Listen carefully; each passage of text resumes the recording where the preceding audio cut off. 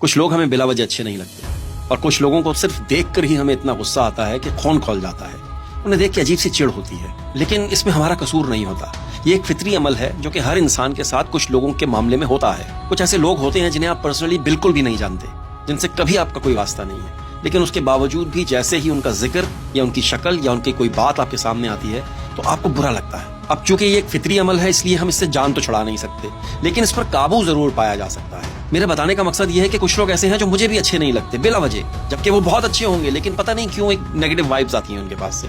तो मेरा तरीकाकार क्या है कि मैं खामोशी के साथ साइड पकड़ लेता हूँ, मैं उनको आगे कर देता हूँ या सलाम करके साइड पे हो जाता हूँ या वगैरह वगैरह। बजाय इसके कि कोई शख्स मुझे बगैर किसी वजह के अच्छा नहीं लगता है तो मैं उसको गालियां देना शुरू कर दूँ या उसकी हर बात के मुखालिफ हो जाऊँ।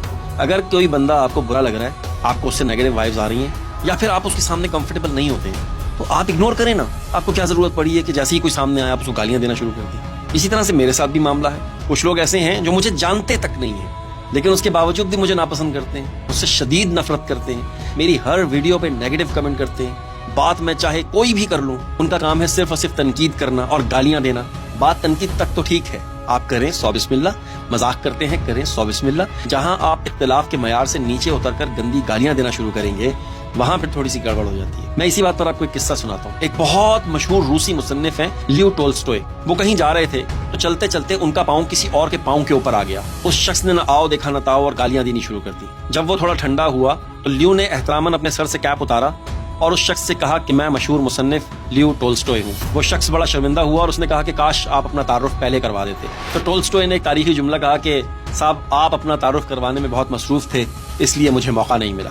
कहने का मतलब ये है कि जब आप किसी को गाली देते हैं ना तो आप अपना तारुफ करवाते हैं, आप बताते हैं कि आपका बैकग्राउंड क्या है, आप बताते हैं कि आपके माँ बाप ने आपकी तरबियत कैसे की है, आप बताते हैं कि आपने किस गंदे माहौल में परवरिश पाई है। देखिए, मैं मानता हूं कि जब इंसान को गुस्सा आता है तो उसका ब्लड प्रेशर हाई हो जाता है और वो कभी कभी अपने आप से बाहर होकर गालियां भी निकालता है, कोई मसला नहीं है। लेकिन ये उस वक्त होता है जब आप मैन टू मैन हो, आमने सामने हो, जब आप किसी पोस्ट पर लिख रहे हैं।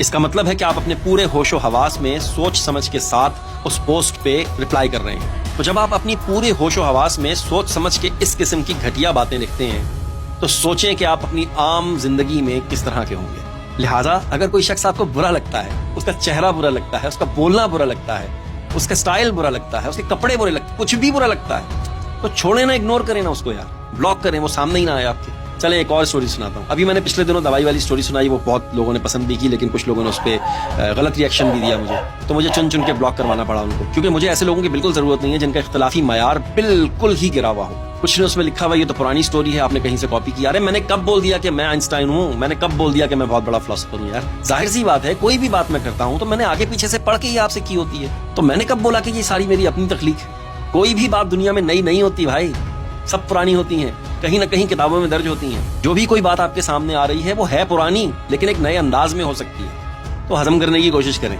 और फिर भी हजम ना हो तो फिर वही डॉक्टर वाली गोली खाएं, उससे अफाका होगा। मैंने भी खा ली है बहरहाल, और मुझे काफी अफाका है।